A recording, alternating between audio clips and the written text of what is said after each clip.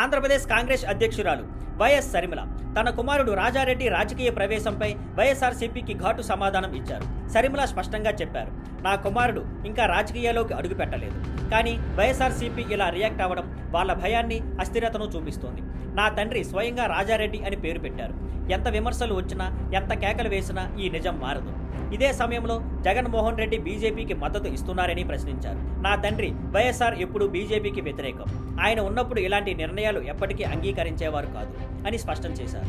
జగన్ జాతీయ పార్టీలతో రాజీ పడుతున్నారని, వైఎస్ఆర్సీపీ బీజేపీ చేతిలో బొమ్మలా మారిందని ఆరోపిస్తూ, జగన్ లాగా కాదు, నా కుమారుడు రాజారెడ్డి నిజమైన వైఎస్ఆర్ ఆలోచనలకు, విలువలకు ప్రాతినిధ్యం వహిస్తాడు అన్నారు. ఈ ప్రకటనతో షర్మిల మరోసారి స్పష్టం చేశారు, తమ కుటుంబ రాజకీయ వారసత్వం రాజారెడ్డి ద్వారా కొనసాగుతుందని, దాన్ని ఎవరూ ఆపలేరని. మరి మీ అభిప్రాయం ఏమిటి? రాజారెడ్డి రాజకీయాల్లోకి రావడంపై మీకు ఏమనిపిస్తోంది? కామెంట్స్లో చెప్పండి. నేను మీ గణేష్ వడ. ఇది స్కైఫ్లేర్ నెట్వర్క్స్. మరిన్ని రాజకీయ అప్డేట్స్ కోసం మా ఛానల్ని ఫాలో అవ్వండి. ఆంధ్రప్రదేశ్ డిప్యూటీ ముఖ్యమంత్రి పవన్ కళ్యాణ్ ఢిల్లీలో జరిగిన ఉపరాష్ట్రపతి ప్రమాణ స్వీకార వేడుకలో పాల్గొన్నారు. ఈ సందర్భంలో ఆయన చేసిన కామెంట్స్ చాలా ఆసక్తికరంగా, ఆలోచన రేకెత్తించేలా ఉన్నాయి. పవన్ మాట్లాడుతూ, సినిమాలు, ఫైన్ ఆర్ట్స్ అన్ని ప్రజలకు ఒక రకమైన రీఫ్రెష్మెంట్లా ఉంటాయి. ఇవి ప్రజల్లో పాజిటివ్ ఆలోచనలు పెంచుతాయి. సినిమాలు, కళలు లేకపోతే సమాజంలో హింస గణనీయంగా పెరుగుతుంది అనేది నా అభిప్రాయం అని చెప్పారు. అలాగే ఆర్ట్ ఫామ్స్ అనేవి సృష్టికర్తలోని అంతర్గత భావాలను బయట పెడతాయని, వాటి ద్వారా ప్రజలు కూడా రిలేట్ అవుతూ తమలోని నిరాశను బయట పెట్టుకొని రిలాక్స్ అవుతారని ఆయన వివరించారు. పవన్ చేసిన ఈ కామెంట్ సినిమాలు, కళలు సమాజానికి ఎంత అవసరమో మళ్ళీ గుర్తు చేస్తుంది. ఇది కేవలం ఎంటర్టైన్మెంట్ మాత్రమే కాదు, ప్రజలలో పాజిటివిటీని పెంచే శక్తిగా కూడా పనిచేస్తుంది అని ఆయన సందేశం మనందరికీ స్పష్టంగా అర్థమవుతుంది. మరి మీ అభిప్రాయం ఏంటి? సినిమాలు నిజంగా సమాజంలో హింసను తగ్గిస్తాయనే పవన్ అభిప్రాయం మీకు అంగీకారం ఉందా? కామెంట్స్లో చెప్పండి. నేను మీ గణేష్ వడ్డ.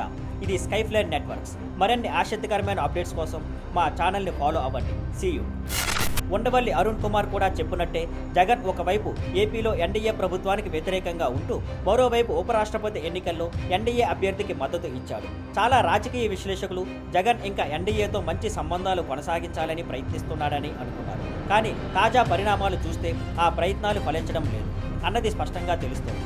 ఏపీ బీజేపీ అధ్యక్షుడు విఎన్ మాధవ్ ఈ విషయంపై మాట్లాడుతూ స్పష్టం చేశారు, ఉపరాష్ట్రపతి ఎన్నికల్లో ఎన్డీఏ అన్ని పార్టీల మద్దతు కోరింది. వైసీపీ మద్దతు ఇచ్చిందని మేము వాళ్లతో పొలిటికల్ అర్థం చేసుకున్నాం అనుకోవడం తప్పు. మోడీ గారు, అమిత్ షా గారు చెప్పినట్టే వైసీపీ అవినీతిపరుల పార్టీగానే మేము చూస్తాం. వాళ్ళ అవినీతి వ్యవస్థకు వ్యతిరేకంగా పోరాడుతూనే ఉంటాం.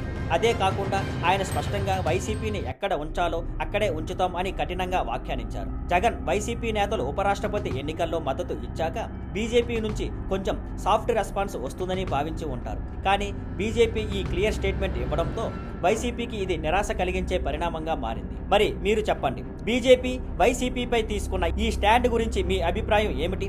కామెంట్స్లో చెప్పండి. నేను మీ గణేష్ వడ. ఇది స్కైఫ్లేర్ నెట్వర్క్స్. మరిన్ని రాజకీయ అప్డేట్స్ కోసం మా ఛానల్ని ఫాలో అవ్వండి. See you. బీహార్ రాజకీయాల్లో పెద్ద తుఫాన్ రేపిన విషయం మోదీ తల్లి ఏఐ వీడియో. కాంగ్రెస్ విడుదల చేసిన 36 సెకండ్ల ఏఐ వీడియోలో ప్రధాని నరేంద్ర మోదీ తల్లి హీరాబెన్ ఆయన కలలో వచ్చి రాజకీయాలపై మందలిస్తున్నట్టు చూపించారు. వీడియోపై ఏఐ ద్వారా సృష్టించబడిందని డిస్క్లైమర్ పెట్టిన బీజేపీ తీవ్రంగా స్పందించింది. బీజేపీ నేతలు ఇది చీప్ పాలిటిక్స్ అని, మహిళలపై అవమానం అని మండిపడ్డారు. ఈ విషయం గురించి ఎన్నికల సంఘానికి అధికారికంగా ఫిర్యాదు చేస్తామని కూడా చెప్పారు. ఇది మొదటిసారి కాదు. ఇంతకు ముందు బీహార్లో ఒక కాంగ్రెస్ కార్యకర్త మోదీ తల్లి గురించి అవమానకర వ్యాఖ్యలు చేయడంతో అరెస్ట్ అయ్యాడు. తర్వాత రాహుల్ గాంధీ క్షమాపణ చెప్పారు. మోదీ కూడా తన తల్లి రాజకీయాలతో ఎలాంటి సంబంధం లేదని క్లియర్గా చెప్పారు. ఇప్పుడు ఈ ఏఐ వీడియోతో బీజేపీ నేతలు మరింత కోపంగా మారి ఇది రాజకీయాల స్థాయిని దిగదార్చే పని అని ఆరోపిస్తున్నారు. కాంగ్రెస్ ప్రజలను నకిలీ టెక్నాలజీతో తప్పుదారి పట్టిస్తోందని తీవ్ర విమర్శలు చేస్తున్నారు. ఈ వీడియో దేశవ్యాప్తంగా పెద్ద చర్చకు దారితీసింది. రాజకీయ వాతావరణాన్ని మరింత వేడెక్కించింది. మరి మీ అభిప్రాయం ఏమిటి? రాజకీయాల్లో ఇలాంటి ఏఐ వీడియోలు వాడడం సరైందా? కామెంట్స్లో చెప్పండి. నేను మీ గణేష్ వడ. ఇది స్కైఫ్లేర్ నెట్వర్క్స్. మరిన్ని రాజకీయ అప్డేట్స్ కోసం మా ఛానల్ని ఫాలో అవ్వండి. See you. Thank you for watching. Please like, share and subscribe.